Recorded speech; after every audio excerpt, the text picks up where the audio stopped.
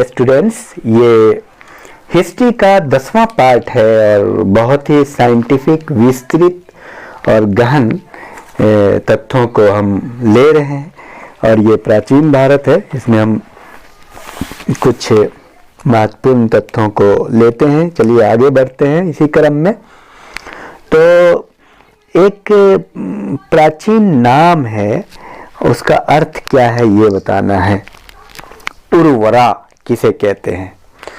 जुते हुए खेत को कहते हैं या हल को कहते हैं? और बताएंगे सीता किसे कहते हैं? हल से बनी नाली को या जुते हुए खेत को? और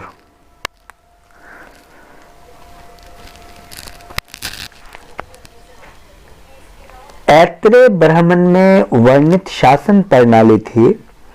तो पूर्व में जो साम्राज्य होता था उसको क्या बोलते थे? सम्राट या सौराट? बहुत महत्वपूर्ण प्रश्न है। पूर्व के शासक को सम्राट बोलते थे या सौराट बोलते थे? और पश्चिम के स्वराज्य को क्या बोलते थे? सौराट या सम्राट? जाहिर सी बात है, एक आपका अगर क्लियर होगा तो दोनों क्लियर हो जाएगा। और उत्तर के राजा को यानी वैराज को क्या कहते थे? भोज या विराट? और दक्षिण के राजा को क्या कहते थे? भोज या विराट? और राजा कहां के, किस क्षेत्र के राजा को राजा कहते थे? मध्य देश या दक्षिण देश? तो ये था कुछ उत्तर वैदिक काल और वैदिक काल से संबंधित।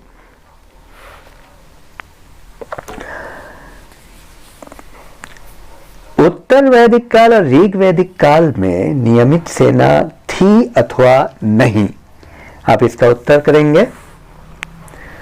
और तो सेना किस प्रकार की थी? और आगे बढ़ते हैं उसकी तरफ।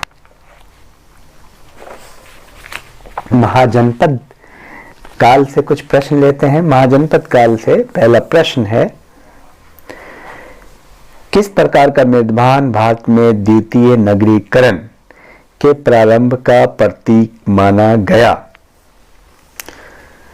तो इसमें ऑप्शन मैं आपको देता हूं दो।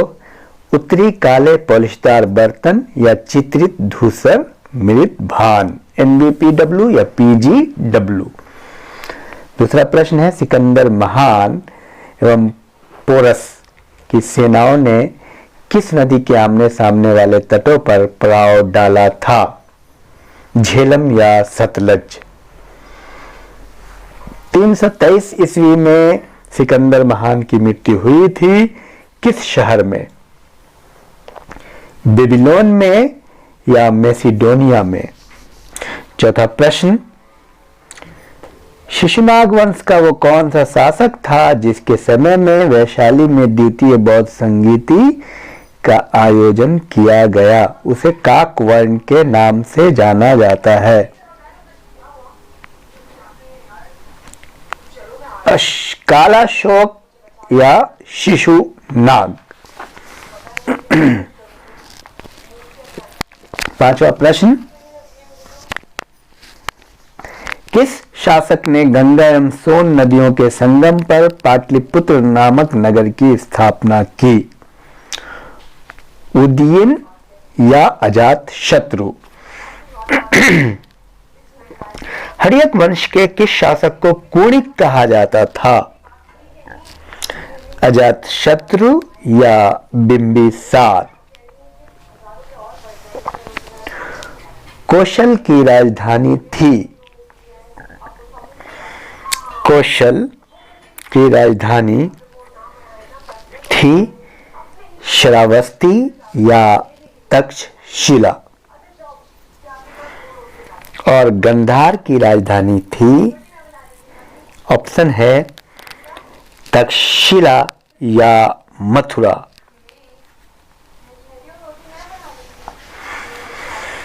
और नेक्स्ट 8 क्वेश्चन हो चुका। 9वां प्रश्न, बिंबिसार किस वंश का शासक था? हर्यक वंश या शिशुनाग वंश? 10वां प्रश्न, सिकंदर भारत पर कब आक्रमण किया? 326 ईस्वी पूर्व में या 323 ईस्वी पूर्व में? हाइडेस्पस या वितस्ता यानी आधुनिक झेलम का युद्ध 326 ईस्वी पूर्व के मध्य 326 ईस्वी पूर्व में किनके बीच हुआ?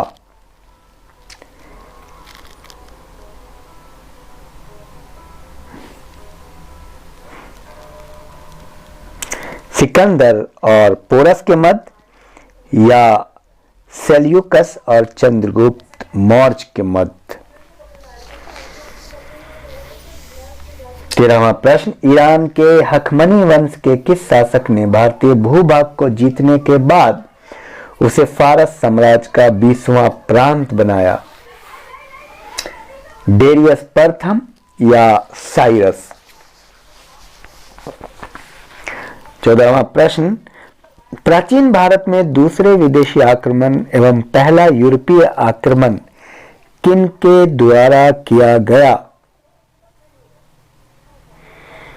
यूनानियों द्वारा या ईरानियों द्वारा?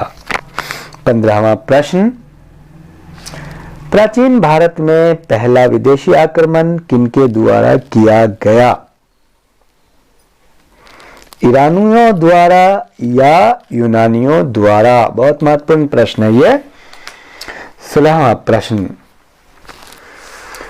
यूनानी लेखकों द्वारा किसे अग्रमीज या जैंड्रमीज कहा गया?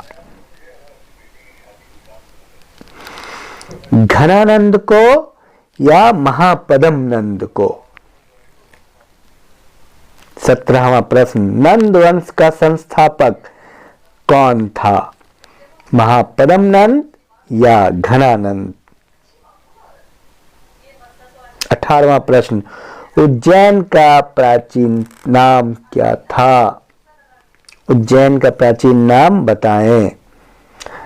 अवंतिका या तक्षशिला? 19वां प्रश्न, पाली ग्रंथों में गांव के मुखिया को क्या कहा गया? भोजक या ग्रामपति? और 20वां प्रश्न, मगध आधुनिक कौन सा क्षेत्र है? इलाहाबाद या पटना?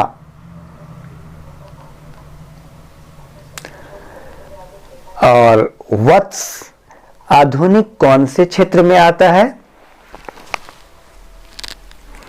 इलाहाबाद या अवध? और अवंती आधुनिक रूप से किस क्षेत्र को कहा जाता है? मालवा या अवध? तो ये रहा कुल मिलाकर के आपका। आप इसका कमेंट बॉक्स में उत्तर करिए और बेहतर रहेगा इसको बार बार सुनते रहें, आपका कंफर्म होगा। आप जब सुनेंगे बार बार तो दिमाग में ये बातें चलेंगी। और सबसे अहम बात यह है कि एक उत्तर है और हिंट्स आपको मिल जा रहा है, और बहुत बेहतरीन चीज़ है। Thank you very much.